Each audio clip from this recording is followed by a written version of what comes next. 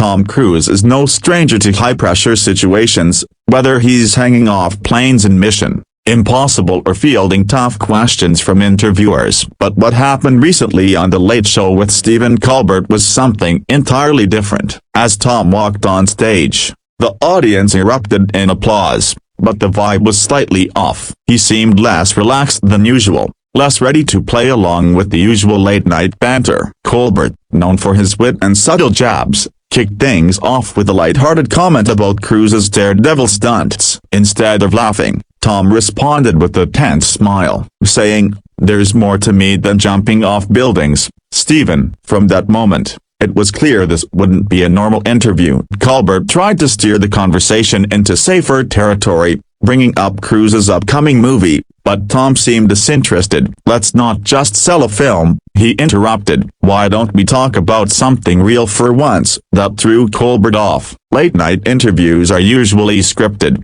rehearsed, and kept light. But here was one of Hollywood's biggest stars demanding depth, and doing it live. The audience grew quiet, sensing tension. Stephen chuckled nervously and tried to pivot again, but Tom wasn't letting up. Things took a sharp turn when Colbert made a playful remark about Cruise's past media moments, including the famous Oprah couch jumping incident. "You've always had a flair for dramatic entrances, Tom," he said with a smirk. That's when Tom's expression changed completely. "That's the problem," he said. "People remember the couch but forget everything else. You reduce a person to a meme, and suddenly the substance is lost." Colbert tried to smooth it over by saying the moment was iconic in pop culture, but Cruise wasn't buying it. "Pop culture kills individuality," he replied sharply. The audience was clearly uncomfortable now. Tom then began talking about the dark side of fame, about how Hollywood packages personalities instead of allowing people to speak freely. "You don't get invited here to be honest," he said, gesturing around the studio. "You get invited to smile and give sound bites." Colbert, feeling the pressure, responded, "That's not entirely fair, Tom. We have all kinds of conversations here." But Cruise shot back, "Not the kind that challenge anything." You laugh. The audience claps, and everyone forgets it 5 minutes later. That's not a conversation, that's a performance. Stephen tried to redirect things with a serious question about how Tom sees his role in the industry today, but the damage was already done. Tom launched into a passionate speech about artistic integrity, how the media reduces complex lives into punchlines, and how he's tired of playing along. "I don't want to be part of a circus anymore," he said. "If people want entertainment, go see the movie. But if I'm sitting here, I want to talk like a real human being, not a mascot." The crowd didn't know whether to applaud or stay silent, so a strange mix of both followed.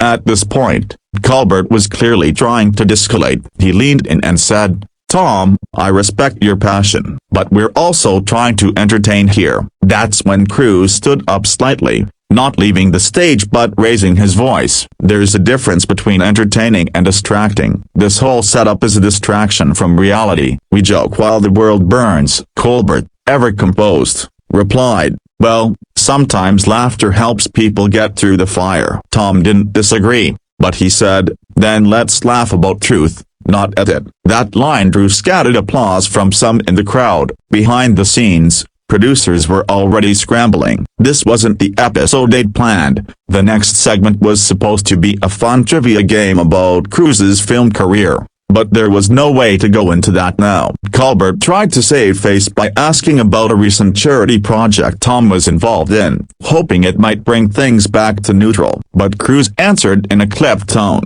praising the cause but not letting go of the bigger issue. "Charity matters, yes, but so does calling out the systems that make charity necessary in the first place." Then came the final straw. Colbert made an offhand joke about Cruise being Hollywood royalty, which was likely meant as a compliment, but Tom didn't take it that way. "Don't call me royalty. That's part of the lie. I'm just a guy doing a job. The more you label me, the less you hear me." The crowd was dead silent. Colbert, realizing things were slipping beyond his control, said, "Okay, we're going to take a quick break." But Tom waved a hand dismissively, stood up fully this time, and walked off the set before the show even cut to commercial. The moment went viral instantly. Within an hour, Clips flooded social media. Everyone had an opinion. Some said Crews was unhinged, disrespectful, and overly sensitive. Others hailed him as brave for confronting the entertainment machine. Hashtags like Tom walks out and Crews versus Colbert trended worldwide. Talk shows,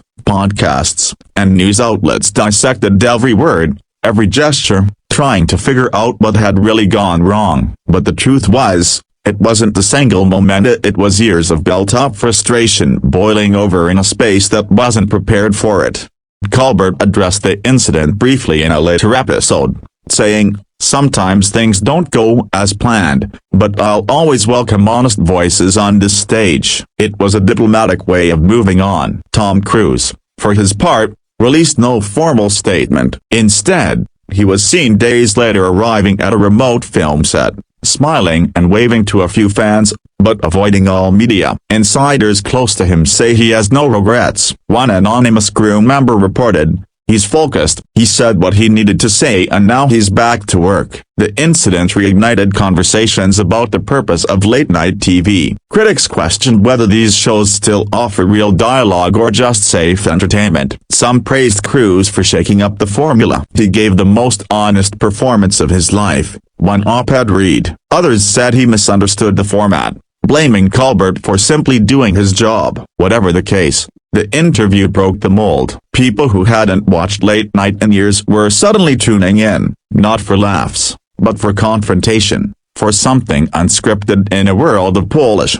Tom's fans defended him fiercely online. They pointed out his decades of dedication to the craft, his philanthropy, and his refusal to engage in Hollywood politics. "He's earned the right to speak his mind," many said, but even some supporters admitted the delivery was intense. Still, they saw it as a wake-up call not just for Colbert, but for all of media. The push for authenticity is stronger than ever, and Cruise may have just unintentionally become a symbol of that movement. Whether you agreed with his tone or not, you couldn't deny his conviction. Producers and PR teams likely had a field day in the aftermath. There were probably dozens of meetings about guest screening, new segment formats, and how to handle future outbursts. But that's the thing, when a moment like this happens, you can't plan it, you can only react. For Colbert, it was a reminder that even the best hosts can lose control. For Tom Cruise, it was a cathartic release. And for audiences, it was something real in an age where everything feels curated and rehearsed. That alone made it unforgettable. In the end, both the men walked away with their reputations intact, just slightly altered. Colbert maintained his professionalism.